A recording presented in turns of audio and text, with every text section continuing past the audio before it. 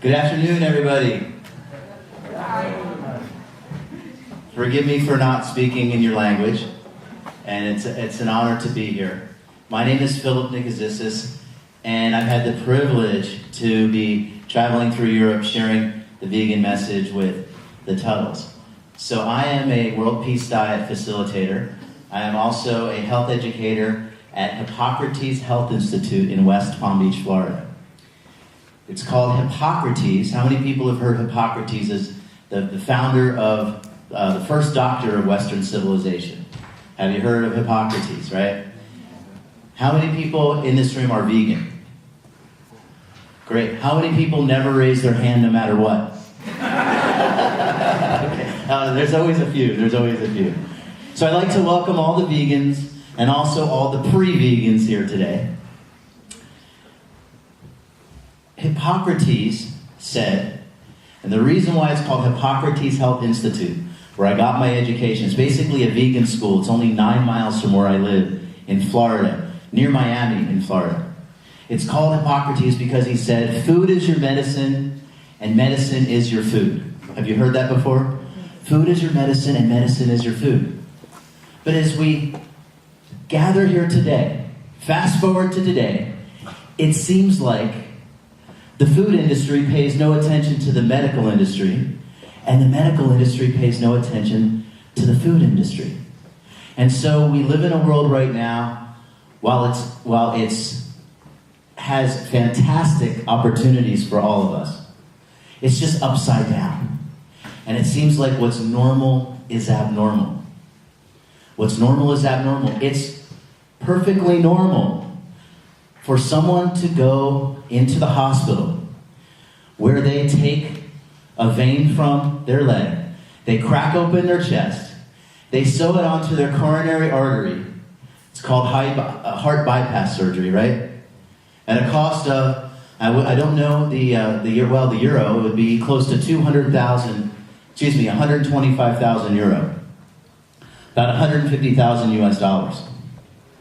Because what's normal is abnormal. And in that exam room, the doctor, who's wearing the white coat and the tie, and by the way, he has all the power in that situation. He's sitting across from you in the exam room, and he says, if you don't let me perform this drastic surgery, you're going to die. And who then has all the power in that situation? So this plant-based diet takes the power away from the doctor and gives us the power, gives us our sovereignty. And so the doctor looks at the patient and he said, I can do this operation for you, or I can put you on a vegan diet. And the patient says, a vegan diet? Gee, doc, isn't that just a little extreme? So what's normal is abnormal. And if you're eating vegan, you may seem pretty abnormal, but abnormal really is normal. And I think soon, with the movement that the Tuttles are leading right now, very soon, I think in our lifetime, we're going to see this tipping point. It's going to happen at some point, but we're going to see a tipping point toward the vegan way of living. And so that's very exciting to feel in our bones that that's going to happen. So again, we are honored to be here from the United States. My family is Greek. I have a Greek background. We just came from Greece. And the Greeks are kind of proud of their Greek hospitality. But in the few hours that we've been here, we've been treated so well that Slovenia has their own brand of hospitality that really puts a smile on my face and puts joy in our hearts. So at this time, I would like to introduce my friend, my mentor, a best-selling author and visionary speaker, Dr. Willa Tuttla.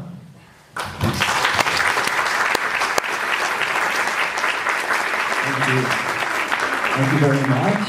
And we have, I hope this starts working. Yes. So this is, behind me as I'm speaking, we'll be seeing some paintings by my wonderful spouse, Madeline. This is Madeline. Let's give Madeline a big hand for her painting and everything. And just to let you know, we don't have any of the actual World Peace Diet books in English. I've heard there still are some in Slovenian, although they have to do another printing.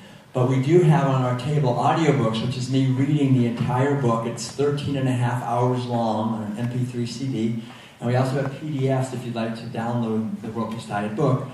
It's a big book. How many of you have actually read the World Peace Diet in Slovenian or English? So good. So some of you have. Well, great. That's wonderful. A lot of you haven't. But like I say, on our table, we have audiobooks and the PDF if you'd like to read it yourself. And what I'll be doing now for the next, maybe I was thinking about 45 to 50 minutes, is talking about some of the main ideas in the World Peace Diet. Can you hear me okay? Is this working in the back? It's good? Okay. And I hope I'm not speaking too quickly. Can you understand me, more or less? I know, I apologize, like Phil, that I don't speak fluent Slovenian, but I'm really honored to be here. And so like I was saying, I'll speak for a little while, and then I think we'll open it up for some questions. Behind me, as I'm speaking, gradually, about every minute or so, you'll see another painting by Madeline. So if you get tired of listening to me, just sit back and enjoy the paintings. Because I think in many ways, when we see the paintings, the images of these animals whose lives are so impacted by our choices, that can perhaps help us also to understand that we have another way that we can live. And so, also, actually, we have this piano here, and maybe once I get started speaking, it's hard for me to stop, so maybe I'll play one piece now, just so at least I got one in, before, since you went to trouble to bring it here. So I'll play a short piece of music now at the beginning. This is called Dance for the Arctic Moon, and all the music I play is original. We have some CDs on the table also of original piano music, and some with Madeline playing the flute. She plays the silver flute. And this piece of music, Dance for the Arctic Moon, is really dedicated to the feminine dimension of life and consciousness. The moon very often represents spiritual awakening and also represents the sacred feminine dimension of consciousness. So enjoy this piece of music. I'd like to just dedicate it to the healing of all of our relations. Music has been used really for thousands of years as a way to connect more deeply with our inner wisdom. And what I love about it is it doesn't need any translator. This is a universal language. And so I'd like to just, again, dedicate this to creating a field of love and compassion and caring around this earth for all expressions of life. Enjoy.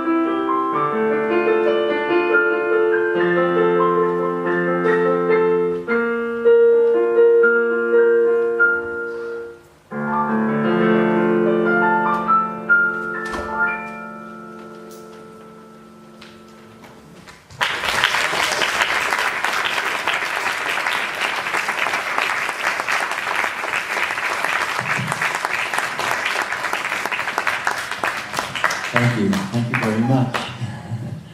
Thank you, Madeline, for the art, too. It's beautiful. Okay, so let's talk a little bit about the ideas in the World Peace Diet. The basic idea underlying everything is really the idea that we live on a beautiful and abundant planet that can support everyone here. So the underlying message is very positive. And also that we're all wounded in a sense, well, not in a sense, we're all wounded by being born into a culture that is organized around owning animals as property for food. We don't think of ourselves as living in a culture that's based on herding animals. At least I never did. It took me probably 25 years to realize that we live in a herding society. We don't see the animals that much. We're not outside every day with our sheep and goats and cows herding them. It's mostly done now out of sight, and usually in large warehouses where we never see the animals. It's industrialized. We just see the meat of the animals typically when we go into the market or we go to a restaurant and we eat it. But the underlying thing is that we are killing millions of animals every day for food, and that's the main thing our culture does. It's the largest activity. It uses the most land. And also anthropologists understand that every culture transmits its values from generation to generation through the rituals in that culture. And the main ritual in every culture are meals, when people get together and eat food. So for eating food of meat and dairy products and eggs, we are learning at a very deep level a whole set of attitudes about our relationship to animals and to each other and to the earth and to the whole cosmos. And these attitudes are based on violence, exploitation, domination, oppression of other living beings. And we're not just learning about it, but we're actually eating these products. So there's toxins in these foods. I think we're aware of that. We're aware that, as Philip was saying, if we're eating foods that come from animal origin, very often we need to get heart surgery or cancer, diabetes, obesity, liver disease, kidney disease, osteoporosis, obesity, dementia. There's a whole range of ailments that are connected to eating animal foods, but that's the physical level. And what the World Peace Diet endeavors to do is to take it to a deeper level and look at how it affects our culture, how it affects the harmony that we have in our society, how it affects peace, and how it affects the environment and the web of life here, and at a deeper level, how it affects us emotionally, psychologically, and spiritually, and ethically. And the thing that we realize is that on all these levels, all these basically 5 different levels we can look at. We can look at environmental health, cultural health, our physical health, our psychological health, and our spiritual or ethical health. On all 5 levels, animal agriculture is harming our health. It's reducing and eroding our health. So again, the good news is that we can realize this. We can realize that we've been born into a culture where we've been taught by very well-meaning people that these are foods that we should be eating, that we need to eat because we need to get enough protein, we need to get enough calcium, so we need to eat animals to get enough of these nutrients. But actually, this is completely incorrect. And here I am standing here. I've been a vegan now since 1980, so I'm up to 38 years. and the health, I didn't do it for my own health. I really did it for the health, I think, of cows and pigs and chickens and fish and other animals. But the side effect of this, and this is well understood now, is that our own health is better. And not just our physical health is better, but it's better for the environment, for our society, for other people. And it's better, I think, also internally for our own inner peace and our own inner sense of joy and creativity and happiness. Because if every day we're paying other people to stab animals, to manipulate them and mutilate them and impregnate them against their will, this kind of violence towards them, we're causing that and we're eating it. It boomerangs back to us. This is something we understand. I used to teach college courses, for example, in comparative religion. And all these different religions of the world, the wisdom traditions of the world, all agree on some of the main teachings, which are that one of the main teachings is, whatever you sow, so shall you reap. This is an important point. How many of you have ever had a garden of any kind? Anybody? Right. So you know if you plant seeds for squashes, you don't start getting beans and carrots, right? You're going to get squashes. So when we're planting seeds, we get, it's basically the same thing that comes back. And another way to look at this, or to articulate this teaching, is do not do to others what you would not want to have done to yourself, or do unto others as you would like to have others do unto you. The golden rule. We were in China. It was so great just less than a year ago in Chufu, which is the central China, and that's where Confucius lived. And 500 years before Christ, BC, he wrote down, the students wrote down his saying, do not do to others what you would not want to have done to yourself. Right? And this teaching is universal and ancient.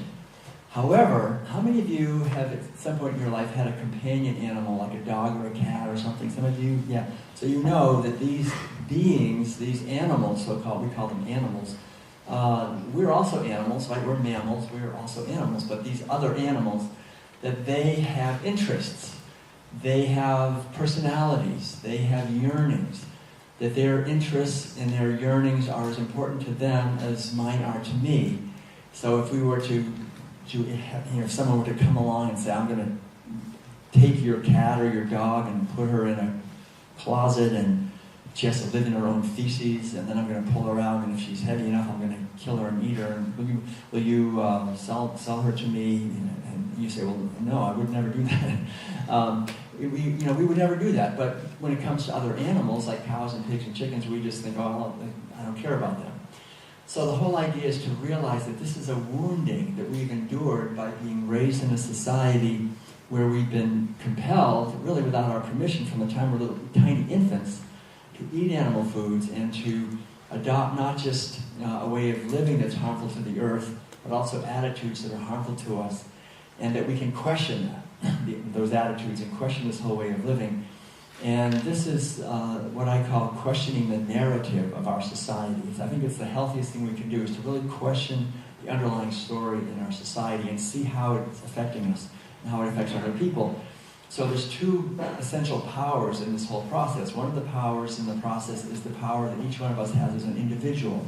Right? Each one of us is an individual. We're sitting here, we're looking out of our eyes. When we leave here, we go out into the world, we go into our life. We can choose what we're going to eat, what we're going to buy, what we're going to say, what we're going to do, what we're going to aspire to, what kind of goals we're going to have for our life. And we know that all of us, at a certain point, not that far from now, it's not that long, I mean, maybe a few more decades, or less, or maybe a little more, we will die. We'll leave this earth. And that's one of the things that gives our life beauty, is that it's transitory. Plastic flowers are not that beautiful because they're not transitory. What's beautiful is what is passing. It's precious. Every day is precious because we only get a few days here on this earth. We don't have forever. We have this life, and we have this body as our instrument. So you would think we would be very careful about how we treat our body and what we eat and so forth. But we're here on this earth for a few days. What do we do with our time? How do we decide what we're going to be doing with our time, with our energy, with our talents, with our resources? And how can we use them to best contribute to a world of freedom and joy and abundance and awareness?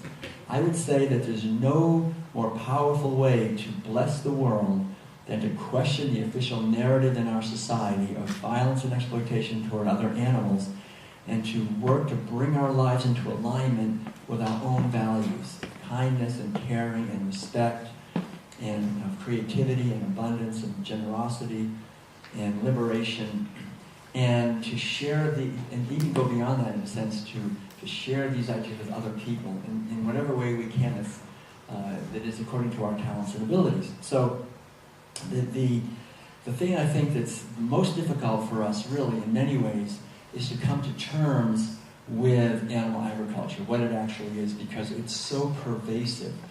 It's hard to even begin to imagine how vast animal agriculture is in terms of how many animals the estimates are in the trillions of animals we're killing every year when we include marine animals. And so we have a vast killing machine that we've created over the last 10,000 years, especially the last maybe 50 years. It's really gotten even bigger in the last 150 years.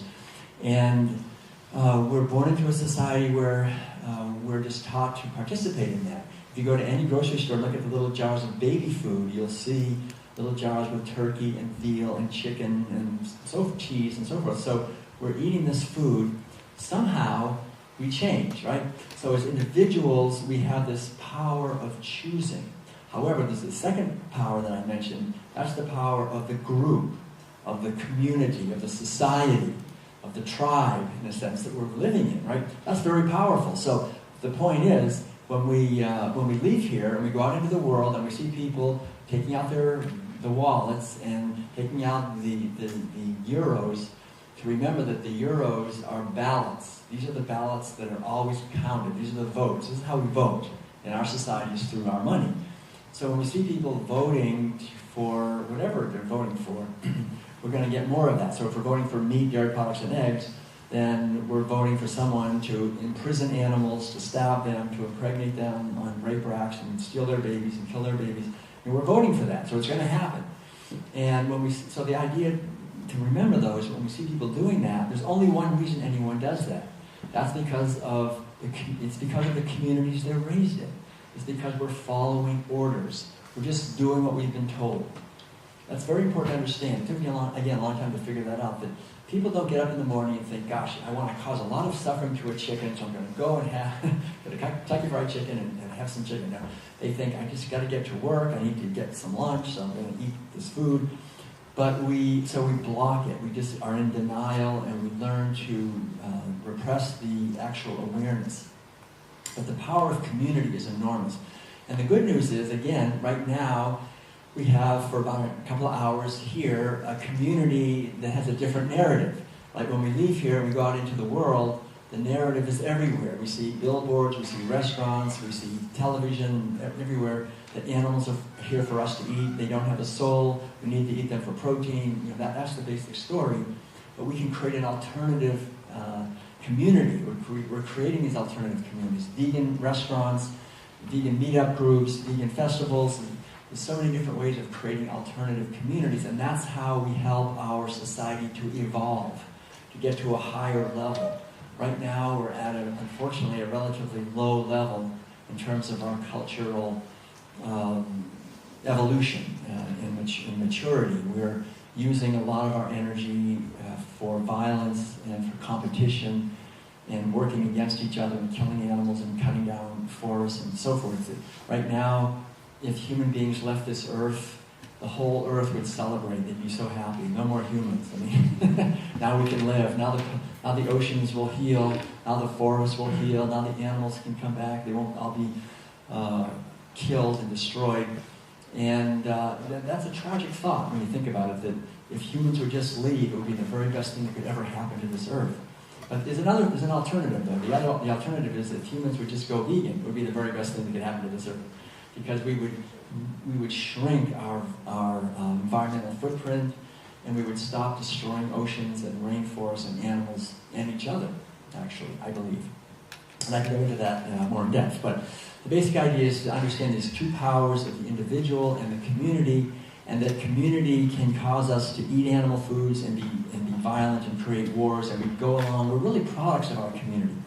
But as individuals, we can also create our communities. We can help our communities to evolve. That's a great thing to do for the few years that we're here. And I mean, think about it. We come here for a few years, the earth is getting harmed, and we answer the call, and we say, okay, I'm going to do my best to make a better world. And what do? We realize that animal agriculture is the number one most destructive force in the outer world that we share, the earth, our society, and our physical bodies, but also the inner world where we're living our consciousness. So in my own life, I'll just say this briefly, because I think it's helpful to get a sense of how this works. Like, I was raised in a society where I was, like probably everybody, where we ate a lot of meat and dairy and eggs. This was back in the 1950s in Massachusetts, near Boston. And I remember asking my mother when I was about 7 years old, I asked her, if the food we're eating, is this what everybody eats in the whole world? They eat like us? And she said, yes, everybody eats like us. And then I said, okay, thanks, I was just wondering, you know. And then she came back later and she said, I'm sorry, no, that's not completely true, because there are a few people, they're called vegetarians. And I'd never heard that word in my life. It was a big word, and I liked learning new words, especially if they were big. So I said, what's a vegetarian? And she stopped for a minute, and she kind of didn't know what to say. And she just said, you know, don't worry about it. You're never going to meet one. And then she said, I'm a lot older than you are. I never met one. I don't know where they get their protein. So all of a sudden I realized that these vegetarians are very rare, and if you do see one, they're probably crawling along the ground, begging for protein. They have no energy. And I was just so glad that we weren't vegetarians, you know. And the thing is, my mother was totally right. I mean, she was totally right. I never heard the word again. That was the end of it. And I went through my life, you know, for many more years. And I will mention that when I was a little bit older, I was about 13, I remember my brother and I, every summer, we would go away for about a month to a camp. It was like a summer camp in Vermont, which is a very beautiful state, lots of mountains and lots of little farms, beautiful little farms where nothing bad ever happens, you know. And I remember being taught, some of the things they taught us, one of them was how to catch our own chicken, right? You catch your own chicken, and then you put her down on the ground on this board with 2 nails in it, put her neck through the nails, and then you have your axe and you cut her head off. Then you let the chicken go, and then there's no head and blood everywhere, and then you put her through the scalding tank, and then we ate our chickens, right? So I did that, you know, I did that several times, and I have to say, it was not difficult for me to do that, because at that point I'd gone through 13 years of the most intense indoctrination a human being can possibly go through, right? Every single day, 3 times a day. I wasn't just learning this like in a classroom, I was eating it, you know? This is how God set it all up, this is what we're supposed to do. So I thought, okay, this is what God wants me to do. He wants me to kill chickens. All right, I'll kill them. And this is just the way it is. And a little bit later, we gathered around a dairy cow who was not very old. She was only about 5 years old, but I understand that on any dairy, organic or not, large scale, small scale, it doesn't matter. When they're 5 years old, they're pretty much always worn out because they're kept pregnant and lactating simultaneously. So you can imagine if you're a woman, if you're pregnant and you're also giving milk to another baby, and that goes on over and over again after like 4 times, you're worn out. So even though cows would live 25 years, we gathered around this 5-year-old cow with a gun and just killed her, you know, and then we cut her head off, and it was really a big mess on the barn. But the guy said, you know, if we can't use them for milk, you got to use them for meat. And all her baby, 4 out of 5 of her babies were also killed when they were just little babies for meat also. So in the dairy industry, there's massive killing because you cannot do it any other way. You have to kill the animals. You can't just feed them. So I saw all that, but I was just the blinders were on so tight I couldn't look outside. I thought, okay, that's good. You can't use them for meat, you use them for milk. Good, good, good. Get my calcium. Good, good, good. So luckily for me, though, I eventually met a different kind of community. It was after college. My brother and I graduated, and we decided we were going to walk all the way across the United States from Boston to San Francisco. We didn't get that far. We got as far as Buffalo, and which wasn't that far. But anyway, we walked for many months, and we walked and walked, and then we were walking south all the way to Alabama. But in Tennessee, we found ourselves for a few weeks in a community called The Farm. The Farm, at that time, was the largest hippie commune in the world. You probably don't remember hippie communes, but there was a time in the United States, and I think maybe other places, where there were these hippie communes where people were living. This was a very big one, like I said, and they had about 900 people living there, growing their own food, and they were all vegetarians. And there they were. And nobody was dragging themselves through the mud, begging us for protein. They were actually doing great.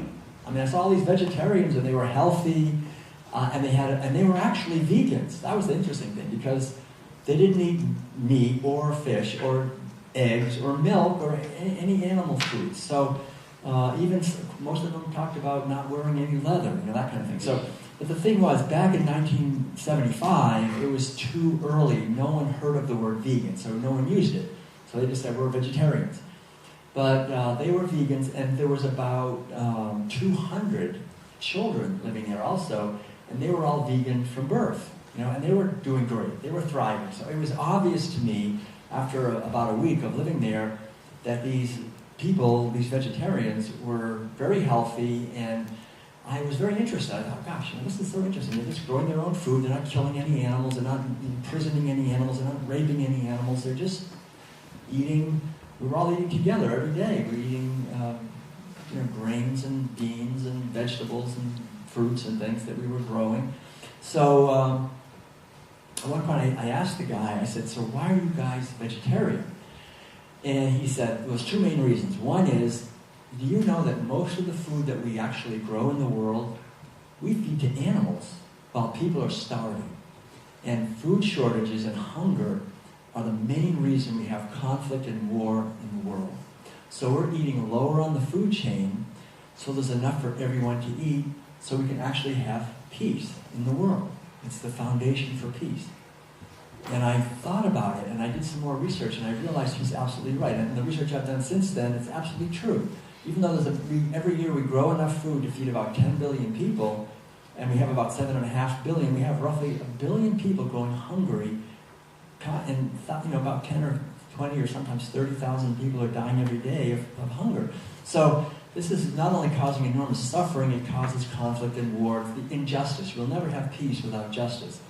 So they taught me about that, and that was very touching to me. I felt this was such a noble thing to do. Why don't we all do that, I thought. And then the second reason, he said, was, do you know what the animals go through? Do you know, before they're killed, what kind of lives they have? And I thought a little bit, and I said, you know what, I don't want you to talk anymore. I don't want to hear about it. Just don't say anything anymore. Because I know it's very painful to listen to the thing that animals go through. But he said, well, I'll tell you a little bit. And he mentioned a few things. He just said that the animals that we're eating are, for the most part, they're confined in very small spaces their entire lives. Very often they can hardly turn around. They're like pigs who are often driven into insanity by the whole thing. They're banging their head against the bars. They just, can't move. Chickens are stuck in cages or in large areas where they're all crammed together. And very often their beaks are chopped off so they don't pick each other's eyes out. And the animals are mutilated, they're castrated, And so I learned about this terrible suffering and violence that we inflict on these animals.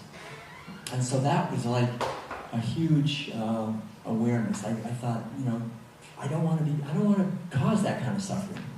Why would I do that? Because I thought if I pay for this, I'm the direct cause of horrible mutilation and killing and terror and pain to some animal. I don't know her, but why should I harm her? She hasn't done anything bad to me. She didn't come into my bedroom and wake me up in the middle of the night, now I'm going to kill you or something. She didn't do anything, and I'm killing her.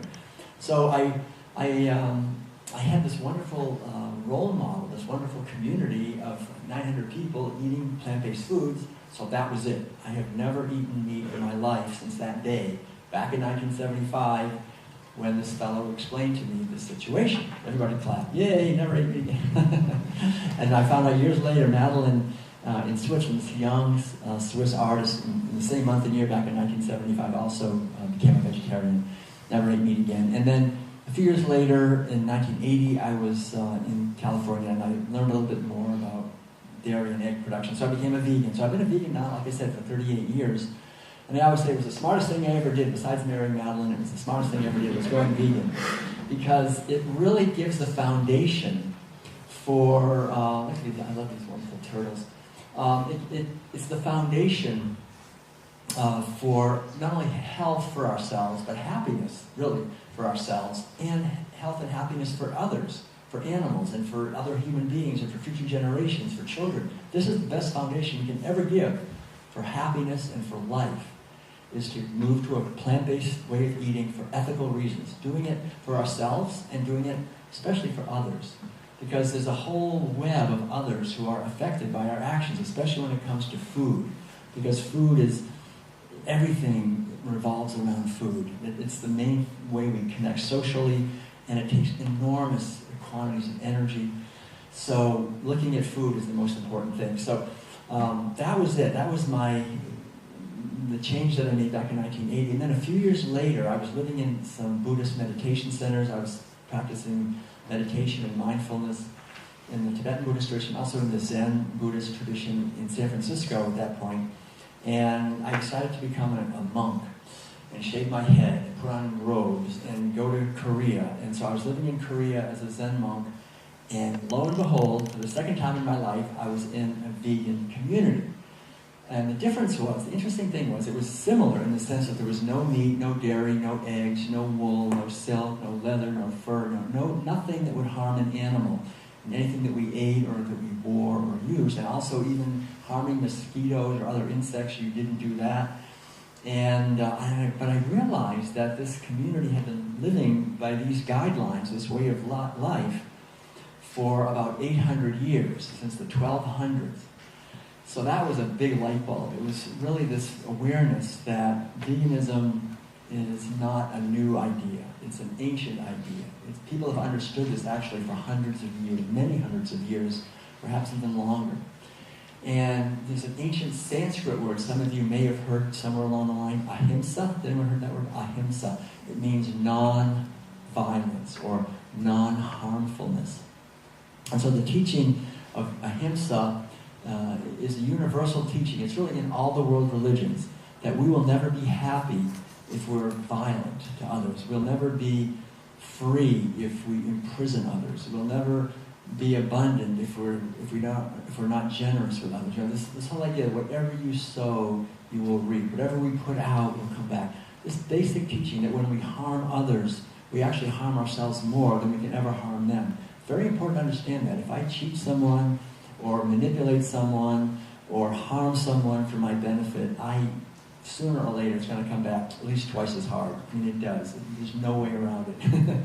and so we have to understand this at a deep level, that the more we are loving and kind and help others be free and thrive, the more happy and free we will be. And animals are beings, just like we are. They have interests just like we do.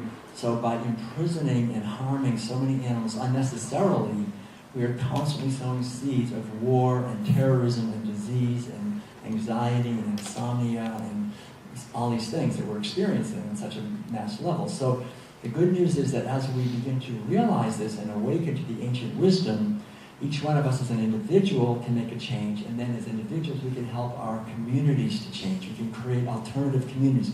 We can help our whole society to evolve. That's the call. That's the goal. That's what we are here for. I think if you're in this room, and you're still in this room after I said all this, then you're part of this mission. You're on this mission. You're part of the team that is here on this planet right now in this generation to help the whole world to wake up out of this hypnotic trance of violence that has been going on for 10,000 years, that has been dominating and exploiting our world. And we can see if we keep going in this direction, we won't have an earth for our children. So it's really important now. We're in a critical time. These ideas I'm sharing with you, these are not just intellectual ideas. This is a matter of literally of life and death for our Earth, for us and for our children and for other species. We're right now in the middle of the largest mass extinction of species in 65 million years. We're losing between 100 and 200 species every day. And when we lose genetic diversity, that doesn't come back. So this is really serious what we're doing. Cutting down rainforests at a hectare every 2 seconds, overfishing the oceans, destroying these webs of life. It's all because of animal agriculture. So it's essential that we human beings, as Philip said, reach a critical mass and stop doing this. And the beautiful thing, I think, really about this movement, about the vegan movement, is that we're not just criticizing animal agriculture and criticizing meat eating and dairy eating and all that. We have this wonderful alternative that we're offering. So it's not just a critique. We're offering another way of living that's much better.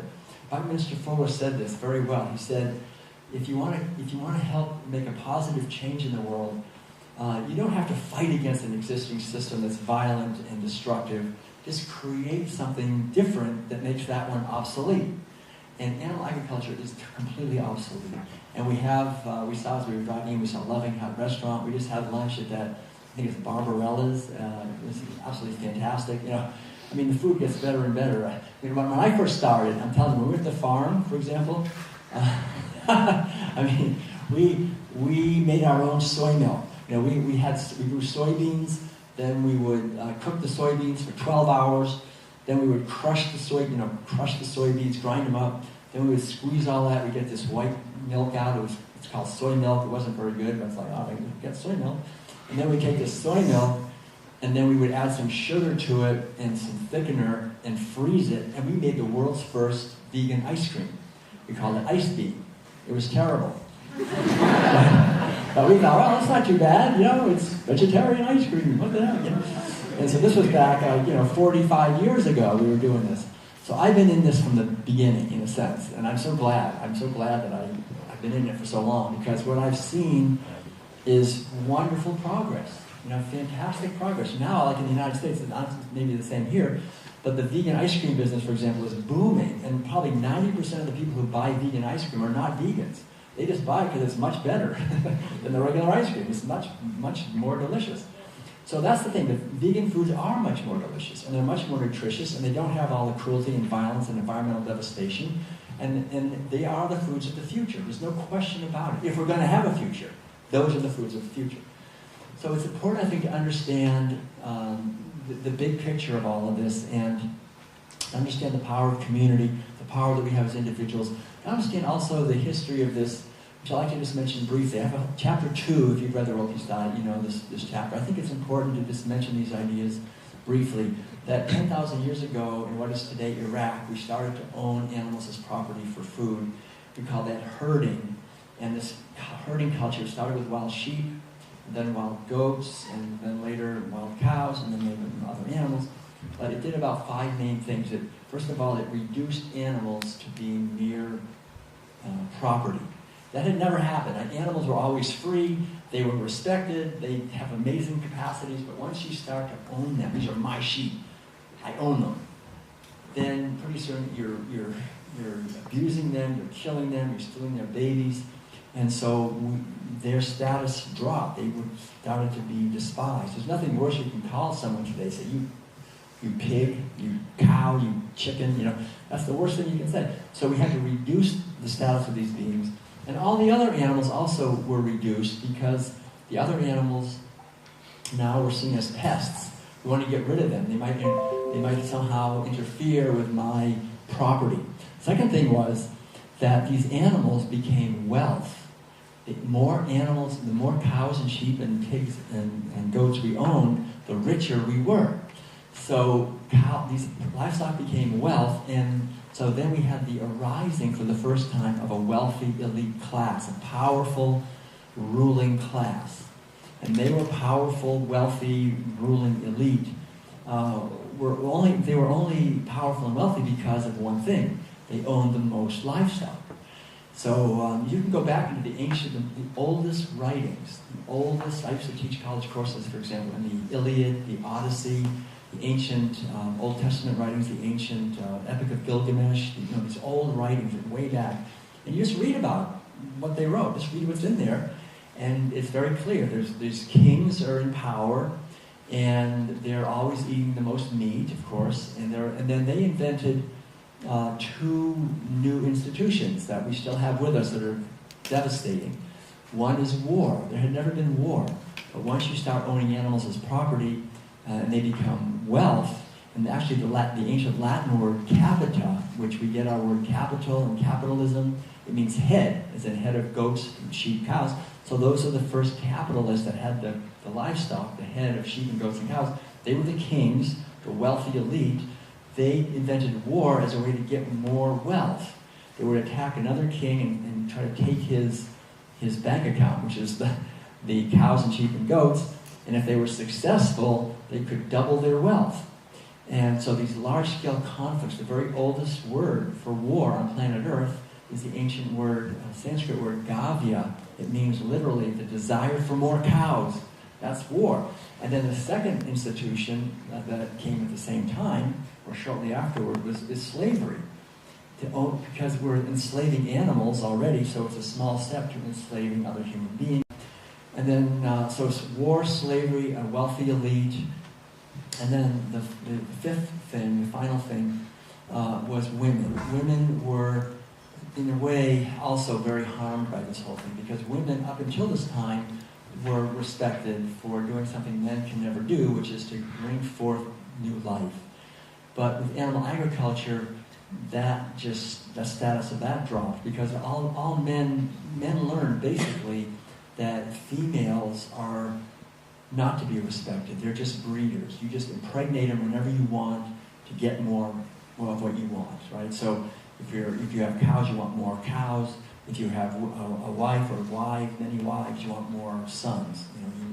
You want pleasure. So women began to be seen gradually as mere breeders.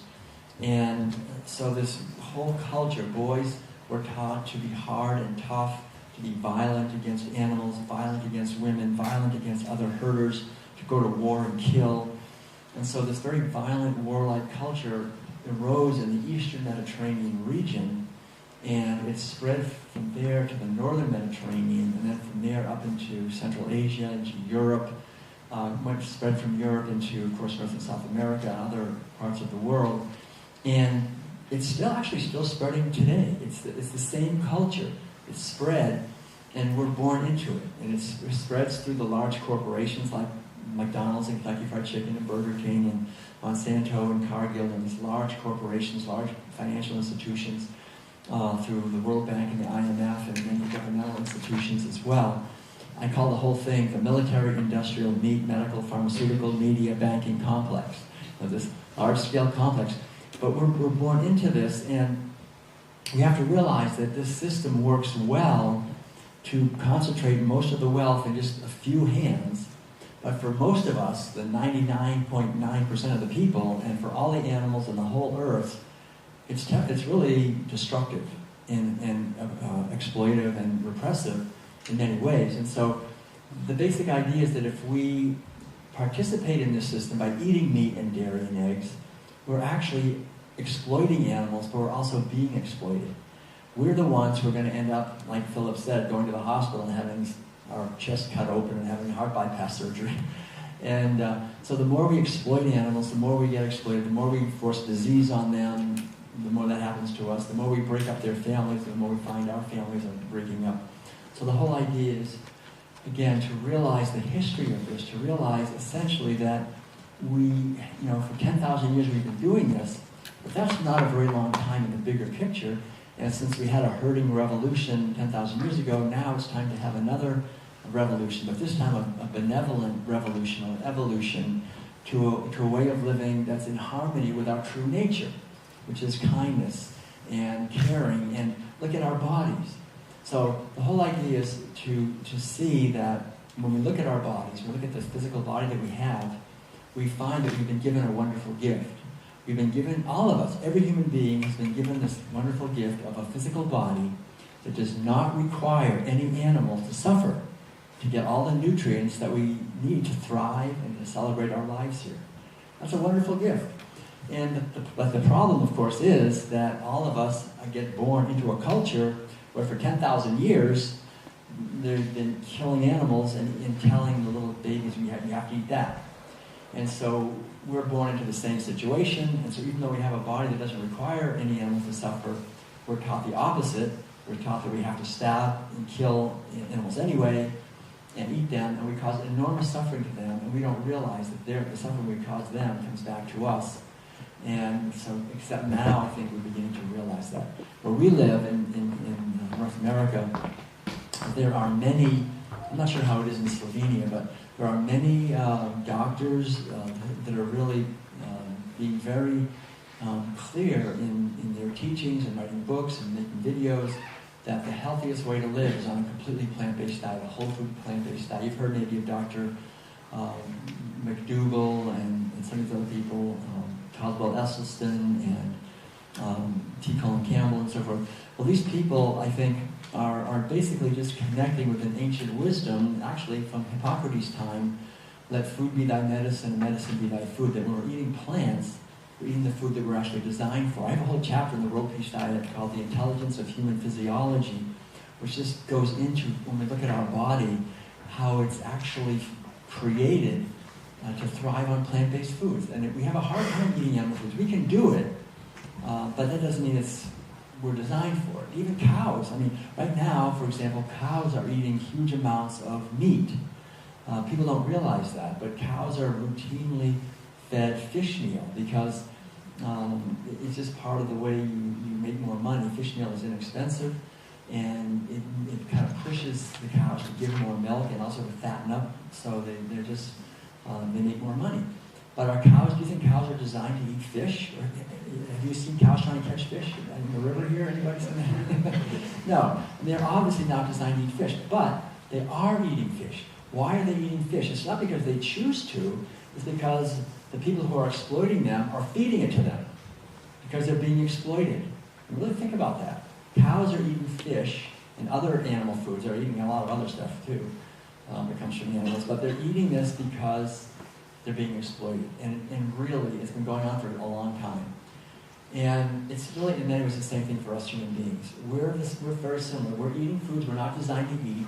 It's going to make us sick, just like forcing cows to eat fish and meat makes them sick. But it is good for profits. So when you're forcing people to eat meat, it is good for profits. People will definitely get sick. They'll definitely give a lot more money to the pharmaceutical industry, to the medical industry, the petroleum industry, the animal agriculture, the fast food industries. They'll make a lot of money. So we have to realize that if we're eating animal foods and we're exploiting animals, we are being exploited ourselves. What I loved seeing just a few minutes ago when we were out in the market was this vast display of vegetables and fruits and flowers. I mean, that was so beautiful. Wasn't that amazing? We don't see that every day, so you guys see that, I guess, every day if you want to.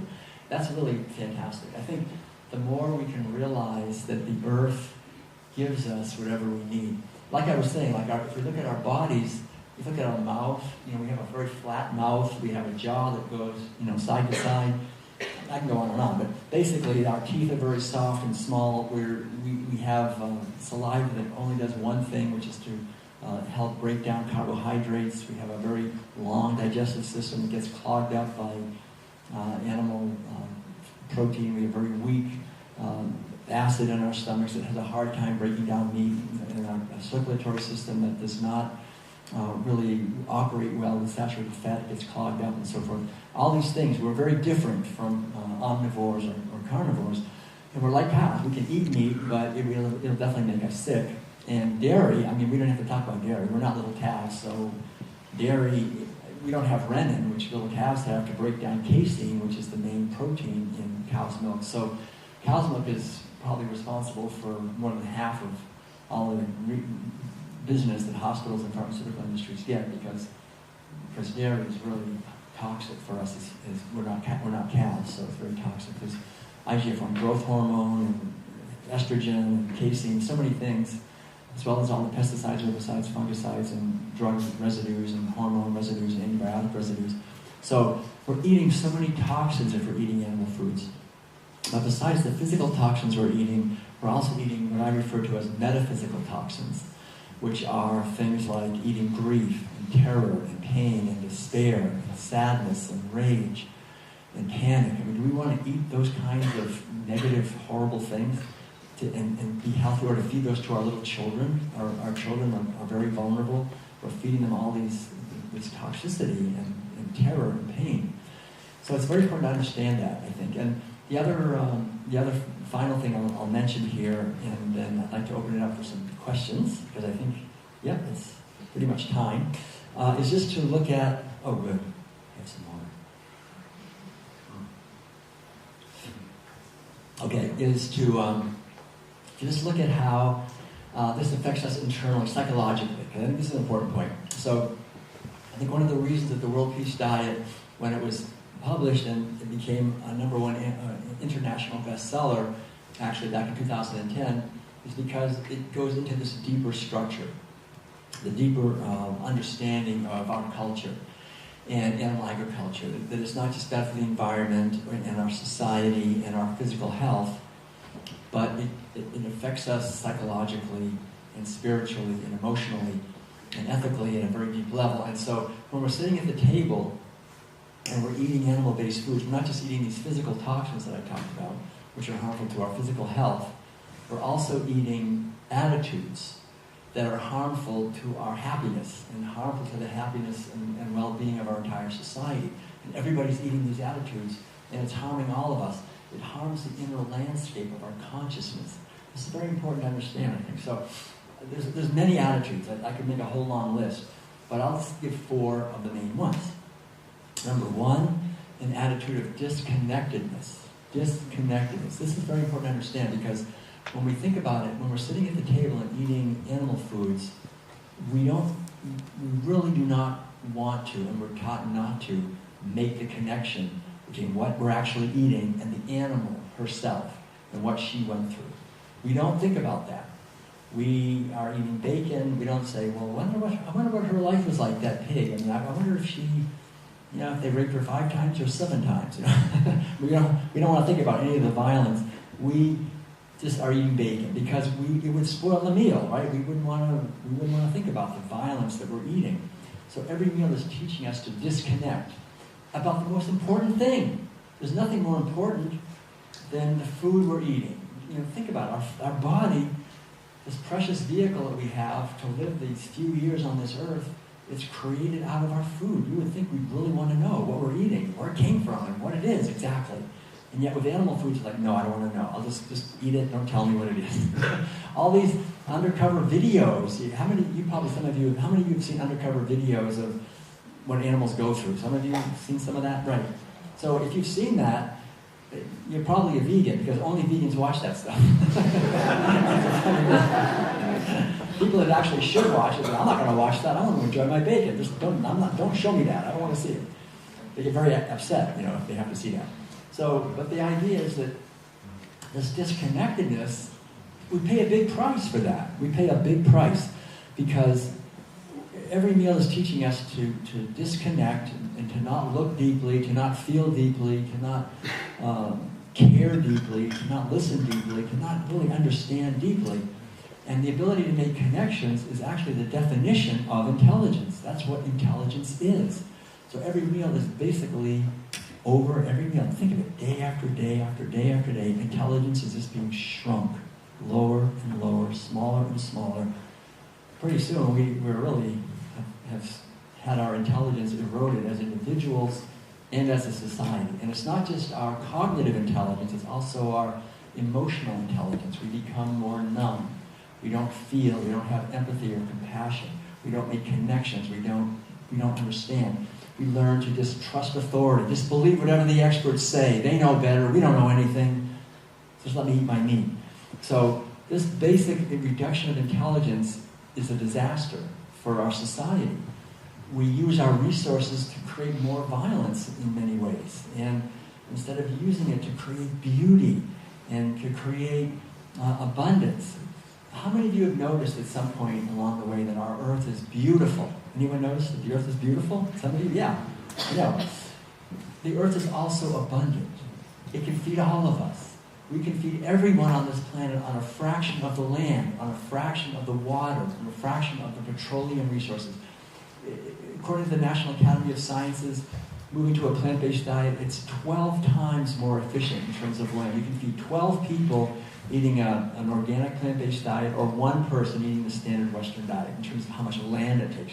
Because you have to grow so much grain to feed to these cows and pigs and chickens and other animals. So we can reduce the amount of land and water and petroleum.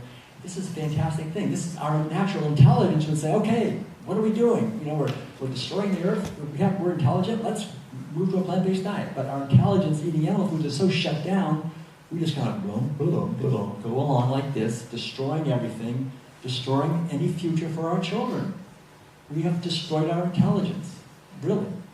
And the only hope for our intelligence coming back is to move to a plant-based diet and make the connections and go vegan and help try to wake people up to the realities involved, to the actual situation. So that's number 1. Number 2, every meal is injecting into us an attitude of, the word I use in English is commodification, turning beings into commodities. You know what a commodity? A commodity is a something you buy and sell by the pound, right? Like rocks or tomatoes or whatever, cement, you buy it by the pound. So, cows and pigs and chickens are also sold by the pound. So every meal is teaching us to change our eyes. And instead of seeing a being, when we see a cow or a pig or a chicken, we just see ham or beef. And sell it by the pound. This is disastrous. This is ridiculous. I mean, can you imagine if a superior species, so-called superior species, came here and looked at us and said, "Well, you guys look good. We're going to buy and sell you by the pound." And I'd say, "No, I protest. I mean, you can't just sell me by the pound. I can play the piano. Doesn't that count?" "No, we're going to eat you. I don't care what you can do. You're just a piece of meat to us." We would think this so-called superior species is pretty unintelligent. They can't even see that. They're pretty stupid. Well, that's us. That's how unintelligent we are. We look at cows and pigs and chickens. We don't see the beings. We become blind. We are blinded as a culture. Completely blinded. Really.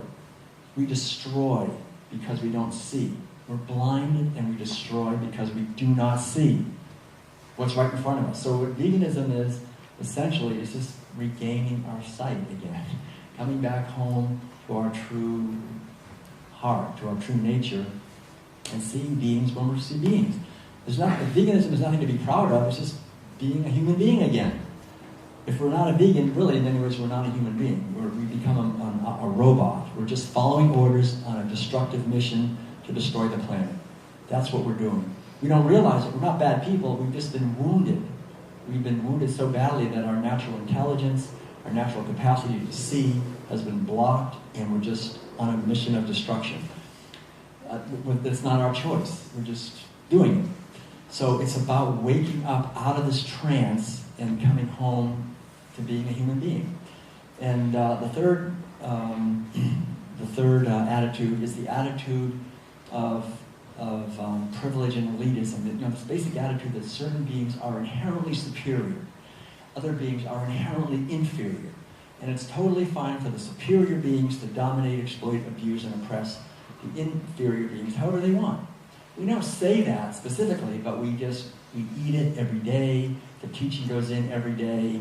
This is just a pig, this is just a cow, this is just a fish. They don't matter. We don't care about them. They're inferior, we're superior, we can dominate them. So how in the world can we human beings ever expect to create a world of justice and equality in our life with each other when every meal is teaching us the opposite of that the strong exploit and oppress the weak? And that's what we have, because that's what we're eating, that's what we're doing, that's what we're actually teaching our children. And this whole thing about trying to create peace and justice and equality, it's never going to work if we're going to eat animals. If we want to eat animal foods, we will have a society of war, of domination, of exploitation, and of oppression, because that's what we're inflicting on animals, that's what we're going to experience ourselves. To be worthy to have a society of justice and freedom, we have to give justice and freedom to those who are at our mercy. The animals are in our hands. We can crush and destroy them, or we can let them live. And if we just choose to crush and destroy them, then we don't deserve freedom. And we don't deserve to live on this beautiful planet. And that's what's happening. We can see it. We will go extinct. And we won't even know why it happened if we don't wake up. So the animals of this earth, the trillions of them that share this earth with us, are hoping that we'll wake up. And of course, as vegans, we're hoping that everyone else will wake up too. But as vegans, we can also always wake up more ourselves. It's important to understand that. We can always become more aware. And veganism isn't just a static state, it's an adventure. And it goes on and on. There's many, many levels. It goes on forever, probably. The fourth and final attitude I want to mention is the attitude that I mentioned, I think, briefly earlier, of the domination of the feminine. Animal agriculture is based on the domination of the feminine. It's female animals that are most severely abused. I mean, don't ever forget it. It's the female animals that you really harm, because they're the ones that bring forth the new life. So animal agriculture is two things. Most people think animal agriculture is one thing. You imprison and kill animals and eat them. That would never work. You've got to imprison, rape, and then kill them and eat them. So it's massive sexual violence on a scale you can't even imagine. I mean, right now, every day, millions of animals are impregnated against their will on rape racks. And this sexual abuse is traumatic to the females. It's traumatic, it's quite a few males also that are sexually abused to get sperm, to put into sperm guns and to put into the vaginas of female animals. But then the mother gives, goes through 9 months or however many months it is of being pregnant and gives birth to her baby, and she wants to love and nurture that baby and give that baby her milk and so forth. That's not allowed. No, that's my baby. I steal the baby. I kill the baby. I impregnate you again. I steal your baby again. I kill the baby. I do it again, and we do it over and over again. So this sexual violence and the violence towards the most sacred thing, which is the mother-child bond. This mother-child bond, we all know is sacred. We break that over and over again in animal agriculture. Animal agriculture teaches us to do that. And I refer to, in the World Peace Diet, to Sophia. Sophia is the ancient Greek word for wisdom, the goddess of wisdom. It's feminine. It's the wisdom within women, especially, to love and protect life. That is the wisdom that's the foundation of everything positive in our society. We'll be healthy and happy people if our mothers loved us when we were little babies and fed us well and loved us and nurtured us. If we don't get that, we're going to have a hard time. Our whole society is the same way. So we all know that this is the foundation of everything that's positive and healthy, and yet animal agriculture is based on destroying that, on just breaking the bond between the mother and the child, and stealing the baby, and killing the baby, and raping the mother, and stealing the baby. This violence, this is hideous. And yet we do it by the millions every day, and then we actually don't not only pay for it, we turn around and we eat it. We eat that stuff. We feed it to our children. We feed sexual violence to our children. And we wonder why we have problems in our relationships and why we have war and terrorism and so forth. We have to understand that from the point of view of animals, we are the ones inflicting war and terrorism on them. So the whole idea is to understand the very good news, which is that there are no nutrients we need in any of these foods to be healthy.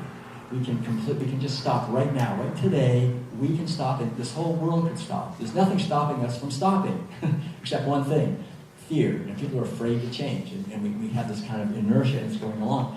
But I think that we can reach critical mass, that more and more people are waking up, and Madeline and I, as we travel to South America, North America, Europe, Asia, Australia, all over the place, Africa, we see everywhere springing up vegan restaurants, vegan meetup groups, and vegan sanctuaries, and so forth. And so there is a very powerful movement that's growing.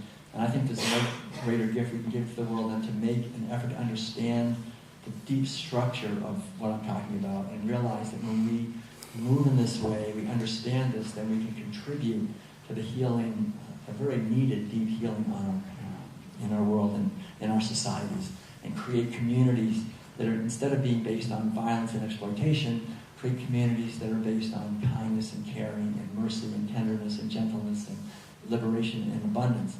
And we can all do that in our own way. We can grow, we can support local farmers, we can grow our own food, we can educate, we can have cooking classes, we can create music and videos and trainings and communities and workshops and literature and art. Like, oh, what happened? It stopped. I don't know if I can get it going again, but here we go.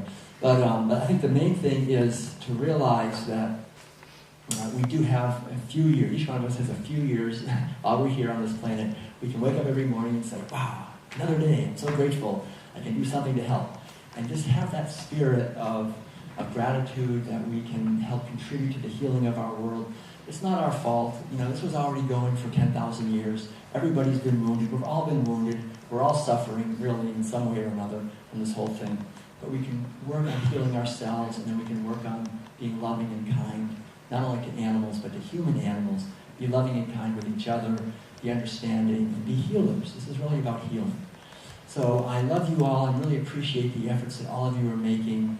I always say to Madeline and anyone else who will listen that I think Ljubljana is the most beautiful city in the world. I really do. I came here the first time way back in 1990 when it was still Yugoslavia, and I just thought, God, that's an amazing place. I'd never seen a place like this. And I still have that feeling. I think there's a special energy here, really. And I'm so delighted that we could come here and be part of this, the energy here, and see the beautiful markets of flowers and vegetables. And we don't look at the meat, we just don't look at that. That's not going to last much longer. And but just to see the beauty that's here, and to know that you are working to help our society awaken and to help to, as Gandhi said, really I think very well, to be each one of us the change that we would like to see in the world. Not to try to change other people, but to really change ourselves and then to plant the seeds of love and wisdom as best we can in our relationships and our interactions with other people. All right, thank you very much. I appreciate you.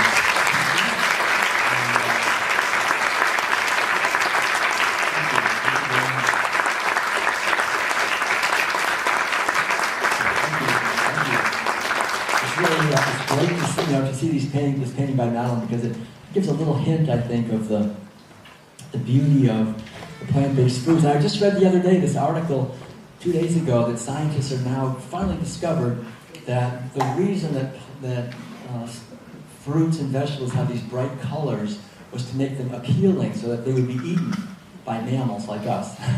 To spread the seeds around. So that's something important to remember, that plant-based agriculture is working with nature. It's working with the natural abundance. You plant a watermelon, you get thousands of seeds, and each one of those become another watermelon. And the watermelon plant doesn't say, I'm going to charge you for every watermelon. They just give all these watermelons, and apples give all these trees. Apple trees give all these apples, and so forth. So it's this natural abundance, which is really how we can live on this earth. Animal agriculture is the opposite of that. The animals are always resisting. They don't want to be killed. I mean, look at this. Is that food? This animal wants to live her life. If I say, I'm going to confine you, I'm going to steal from you, I'm going to stab you and kill you, they'll try to run away. They'll try to get away. This is a painting of a pig named Fiona who was supposed to be killed at a barbecue, and somehow she jumped over a fence and ran away, and she ended up in a sanctuary, actually, and she's still alive, and Madeline painted her. But I can see when we look in her eyes, she doesn't want to be lived, to be killed. So animal agriculture was always men's work. Plant agriculture was always women's work. It requires love and nurturing.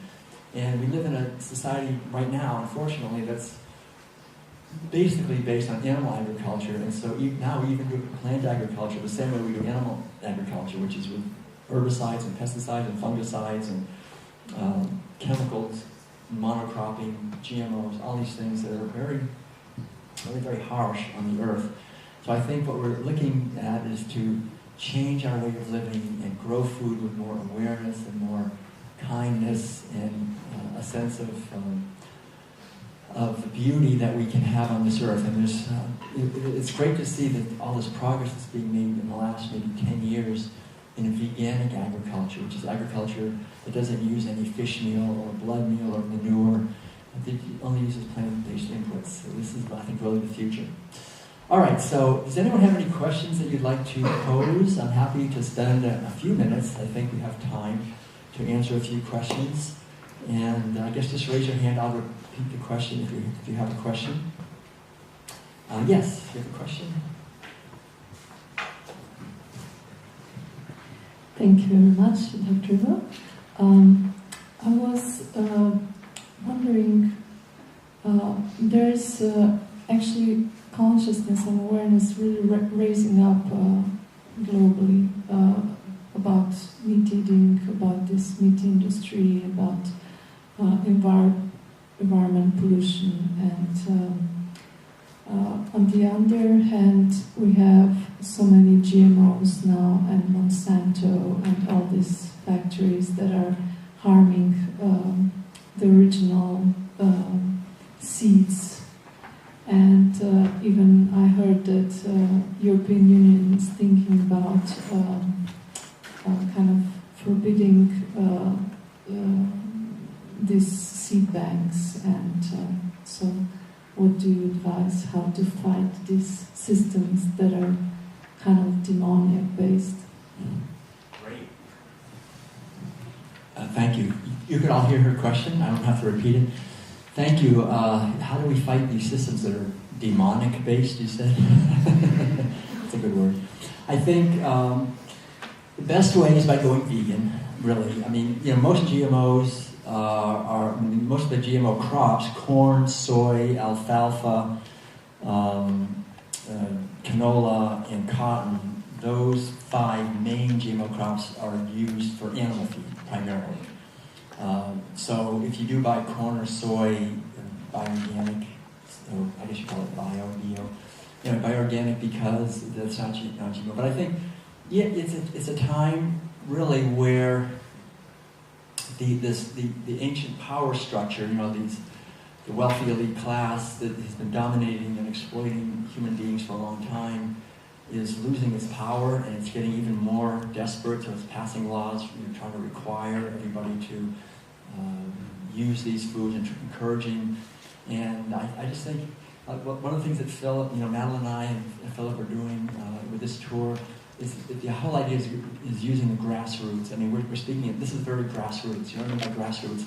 Like just at the level of just us, the people, sharing these ideas and organizing and educating each other about the benefits of compassion and kindness and living a more natural life in harmony with nature.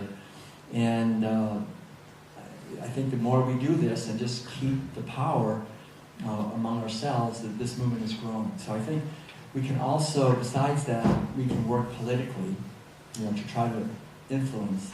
I think those are possibilities. It's I just heard, for example, just today, that Slovenia passed a law, I guess, not allowing vegan children to have vegan meals unless they have permission from a doctor or something like that. So to me, that's a step backward. But it's not a law. It's not a law. It's a recommendation, but Okay. But the directors of schools, they know, you have to eat meat. They're trying to see. So that's another.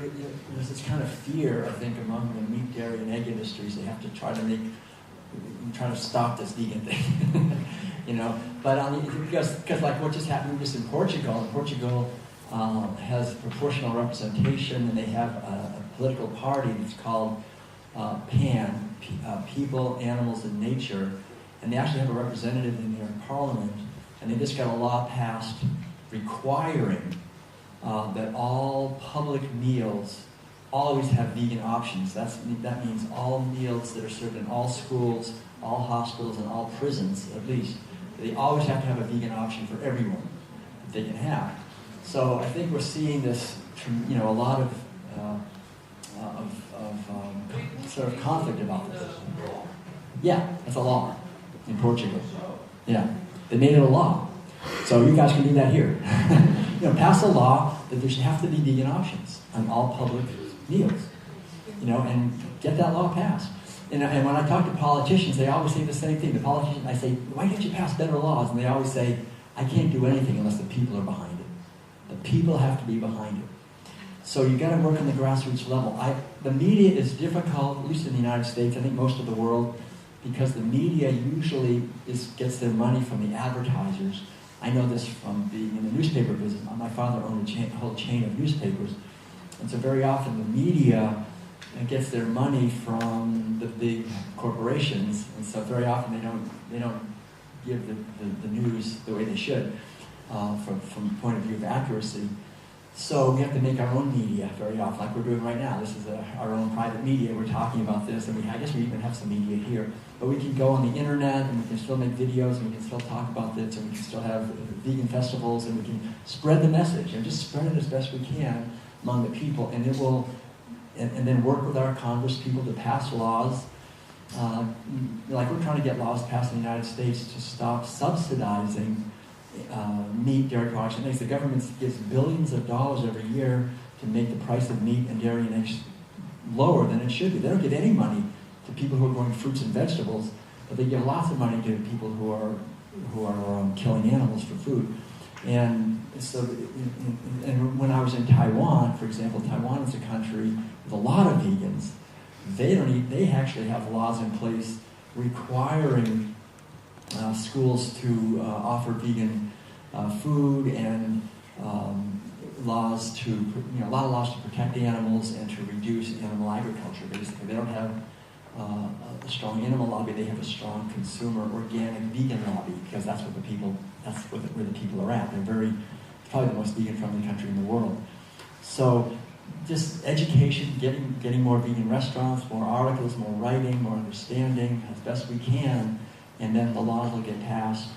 I think any kind of activism is helpful for the most part, as long as we're respectful of other people and do it in a loving way? That's a very great question. Thank you very much. Okay, I have time for maybe a couple more. Okay, yes, ma'am. So first of all, thank you for the lecture. I really enjoyed it. You're welcome. Thank you. As for my question, I would like to know what happened to those vegetarian communities that you mentioned before. Because when I compare it as for the population, it's basically the size of my hometown. And when I imagine 900 people living together and thriving, so how come we didn't hear about it before? I mean, at least here in Europe, it wasn't that often. Right. Well, okay. So the farm actually is still going. Yeah, it's still going right now. We were there just a few years ago, and it's not quite as big as it was. The government hated them, and also the pharmaceutical industry hated them, and so they got kind of really attacked by a lot of laws and lawsuits and different things. But they're still there. They're still probably 300 people. They actually have at the farm, they have one of their main businesses there it's called the Book Publishing Company. It's the largest publishing company of vegan cookbooks in the whole United States. It's based at the farm. Yeah, Summertown, Tennessee. We gave a World Peace Diet training there a few years ago. We had people came in from all over the Southeast. And so yeah, it's still going great. But you're right, there aren't that many vegan communities, but there's more than you would think. There are quite a few around. There's quite a few different movements.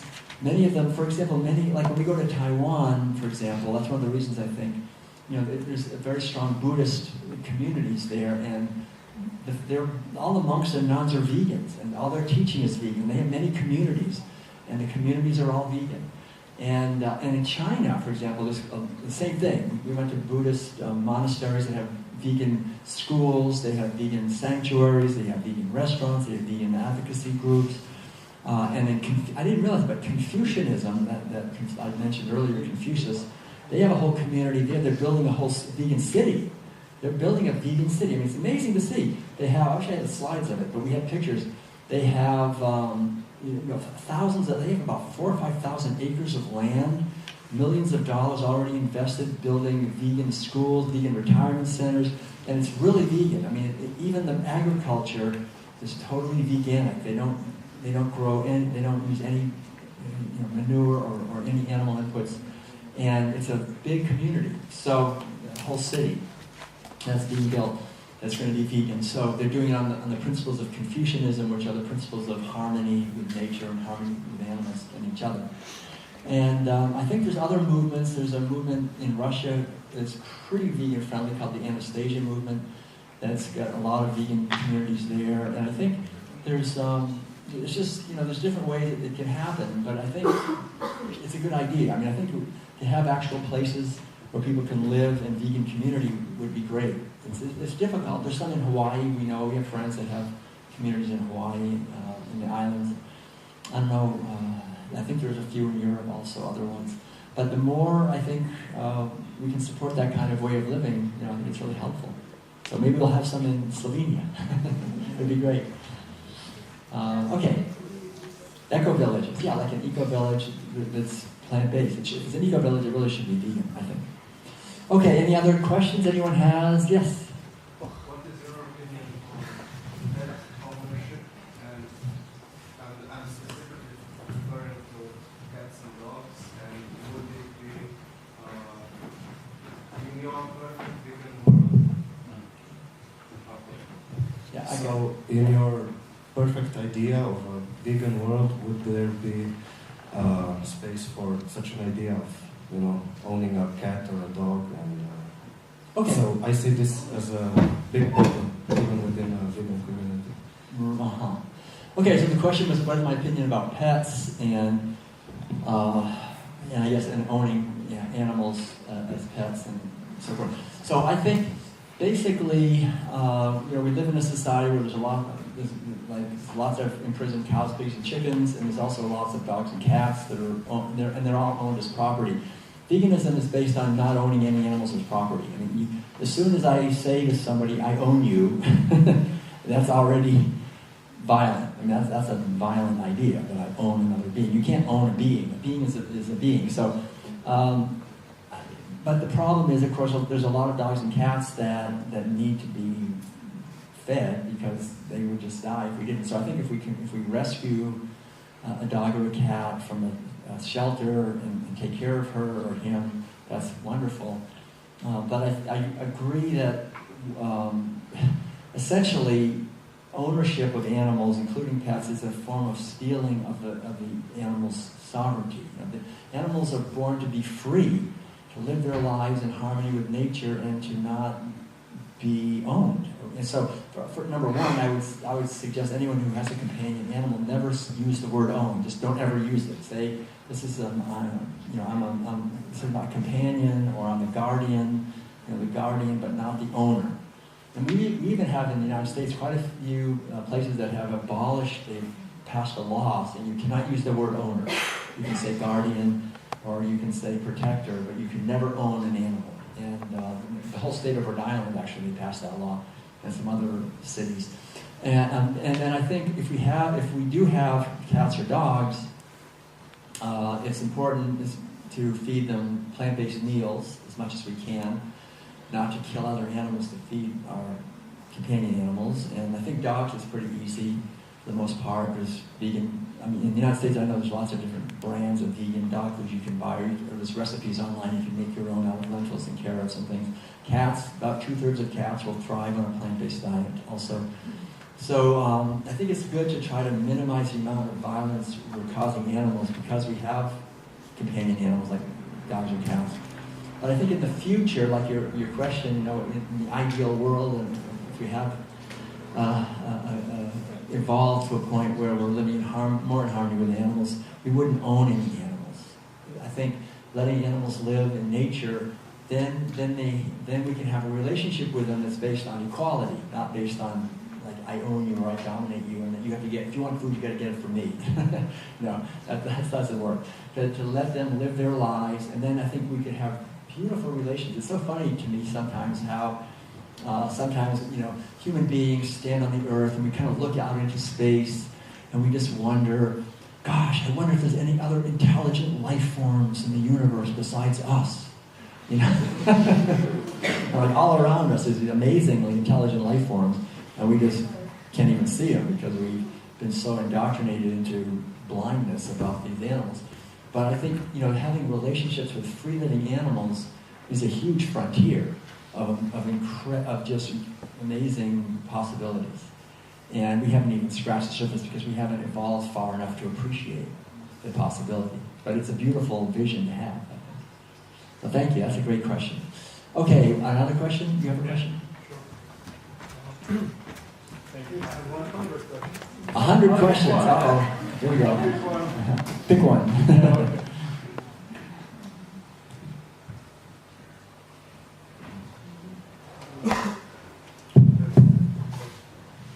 Okay, thank you. Well, you just mentioned we have to evolve on some higher consciousness, right? Right.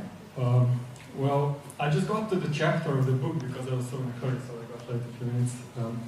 I just saw the title. It's in Slovenia. It's something like evolve or dissolve. Dissolve, yeah. What did you mean by that? And could I give you a question later? Because I haven't read the chapter. I apologize. What do I mean by chapter 13? The title of chapter 13 is evolve or dissolve. Well, it's kind of what I said. We are at a critical time now in the history, I think, of human evolution or whatever we're doing here. And we can no longer go on the way we're going. That if we don't have a fundamental change at a very deep level, then we don't have really a future that is at all pleasant to contemplate. And the deep level is going to the root of our culture, which is food. The food system, that's the deepest level. That's where our most intimate connection with nature and with our society is through food. So people who want to have a change in society without addressing food, like we want to have a revolution, we want to have justice, and we want to still kill and eat animals, that's never going to work. It's an absurdity, it's an irony. I want for myself what I refuse to give to others. So that's the basic teaching in that chapter, is that we can evolve socially, intellectually, morally, spiritually, ethically, cognitively. There's really nothing stopping us from evolving except for the behavior of animal agriculture, because the behavior of animal agriculture puts a ceiling on our evolution. It kind of stops it. It's like hitting this invisible ceiling. It's like you can't get beyond it, because violence keeps us shrunk, keeps us contracted. We see other beings, we force fear on them, we eat the fear, we're afraid. Fear just causes a contraction. We fight, we compete, we just create more. It's a vicious circle. You know what I mean by a vicious circle? Like, we harm others, we eat their misery, we get sick, we compete more, it just gets worse and worse, and more war, more violence. There's no way out. But the opposite of that is called a virtuous circle, which is what veganism is. We see, suddenly we awaken, we see a being as a being, we say, I'm not going to eat her anymore. We start eating foods that are plant-based, we have more energy, our mind begins to clarify, we feel even better, we feel even more deeply how much we love animals and nature, we feel even happier, we start getting our creativity back, we start sharing the ideas, other people begin to realize it, we create a whole new economy based on kindness and caring. It's just we can really just go much higher. So it's these two different tendencies, and the whole idea is to feed the tendency that brings us more toward the awareness of the truth that we are, which is that we're all interconnected. All life is interconnected. The more we bless others, the more everyone is blessed. And I think that's the basic meaning in that chapter. Why do you think it's based on free choice? So I will give two questions. What about the people who wouldn't choose it? I mean, I'm sorry, what was the first part? I mean, what about the people who wouldn't choose this? I mean, it's like today, why hasn't this happened yet? I mean, it's like based on free choice. Most of the people actually reject the idea. So, for example, I mean, it says evolve or dissolve. Now, does that mean basically you have no option, or does that mean that people could choose? So I guess your question is, why don't people just understand this and just go vegan? And why haven't we already evolved? And basically, I'll just perhaps go with another question that I think it's more important. So I'm a Seventh-day Adventist, which you probably know since you're from California, right? So I have no questions about veganism. I actually support the cause. Now, I don't believe in evolution, on the other hand. So the problem with evolution that I see is it's basically the survival of the fittest. So okay, I don't mean evolution like that. I don't mean that. No. That's not what I mean by evolution. Okay. I mean evolution, I just mean positive change. Okay. That's all. Yeah, but it's not nothing to do with Darwin. Yeah, but usually the ones that evolve are the strongest. I'm sorry? I mean, the ones that evolved are like the 1% that survived, the fittest. So, I mean, it's like they usually dominate the others. So, I mean, if evolution is true, then eating animals is not really wrong by evolution definition. Oh, well, I don't mean evolution like is an excuse for violence. I mean evolution. The word evolution means to turn outward. Like, yeah. Nothing. Forget okay, but Darwin. I'm not talking about that. I'm talking about evolving. Like growing, learning, waking up. Yeah, but it's nothing to do with any religious or concept. It's just or scientific concept. It's just the idea of growing and learning and becoming more aware. And I think to answer your question, I think the main reason that people have a hard time moving in that direction, it's like I've already explained. Animal agriculture and eating animal foods is injected into us by people we trust completely, our own mothers and fathers at a very deep level. So it's very hard for people to change. It's just very deeply rooted. We're programmed in that way from a very early age. So I think that's the main thing.